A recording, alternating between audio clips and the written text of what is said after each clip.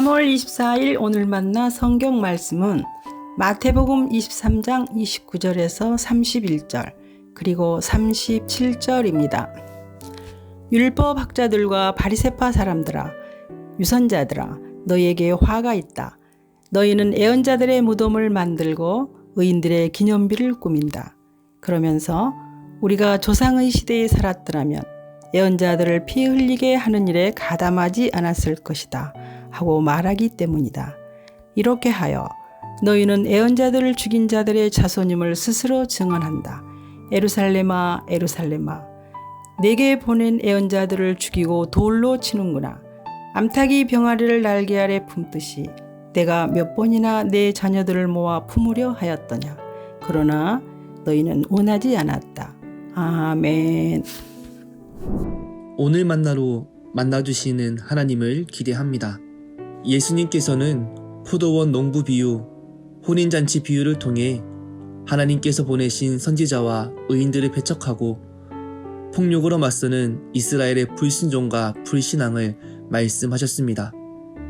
하나님께서 선지자와 의인들을 보내신 이유는 회칠한 무덤과 같은 종교행위와 우상숭배로 타락한 이스라엘을 하나님의 언약 백성으로 돌이키기 위함이었습니다. 이스라엘을 돌이키기 위해 하나님께 보냄받은 선지자들은 이스라엘의 죄악을 선포하고 회개를 촉구했습니다. 하나님의 말씀을 듣고 그 말씀에 반응하고 순종하면 이스라엘에게 생명과 복이 주어지지만 말씀을 거부하고 돌이키지 않으면 사망과 저주를 받게 됩니다. 이스라엘의 역사를 돌이켜보면 그들은 순종과 믿음의 선택이 아닌 불신앙과 불순종을 선택해 왔습니다. 그렇게 만들어진 선지자들과 의인의 무덤이 한둘이 아니었습니다. 무덤에 세워진 비석들은 이스라엘의 불순종의 역사를 증언하고 있었습니다. 예수님 당시 종교 지도자들은 선지자들과 의인들의 무덤을 관리하고 비석을 기념하며 추앙해 왔습니다. 그들은 선지자들이 활동했던 시대에 우리가 있었다면 우리는 절대 그 죽음과 불순종에 참여하지 않았을 것이다 라고 자신했습니다. 선지자들과 의인들의 죽음과 피에 대해 자신들은 전혀 무관하며 오히려 하나님의 말씀에 청종하고 있다고 자부했습니다. 예수님은 그러한 종교 지도자들을 향해서 저주와 화를 선언하십니다. 예나 지금이나 이스라엘의 불순종은 달라지지 않았습니다. 조상들은 하나님이 보내신 종들을 죽였지만 이제 얼마 후 그들은 하나님께서 보내신 아들을 죽일 것입니다. 예수님은 선지자들과 의인들의 살인에 대해 책임을 회피하며 스스로 무지하다 여기는 이들을 향해 너희 조상의 분량을 마저 채워라 라고 질타하십니다.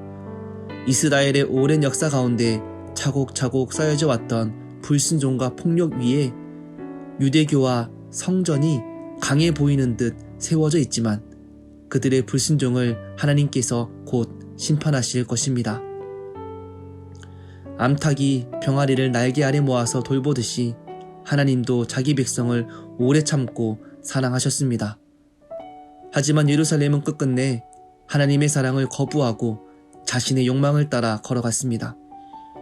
마지막 날의 모든 이가 예수 그리스도의 주되심을 인정할 수밖에 없습니다. 그때에 불순종한 이들은 기쁨과 찬송이 아니라 탄식과 후회로 가득 찰 것입니다. 모세의 자리에 앉아서 가르쳤지만 그 말씀에 순종하지 않았습니다. 하나님 말씀을 전하기 위해 보냄받았던 의인들과 선지자들을 죽이면서 그들의 무덤은 기념하고 있었습니다. 말씀을 소리내어 읽지만 그 가르침대로 살지 않으면 믿음의 사람이 아닙니다. 자신의 이익을 따라 사는 사람들입니다. 자신의 이익과 생각에 반대되기에 하나님께서 보내신 이들을 살해하는 데 앞장섰던 종교 지도자들은 위선을 따르는 인생입니다. 우리는 우리의 중심을 늘 살펴보아야 합니다.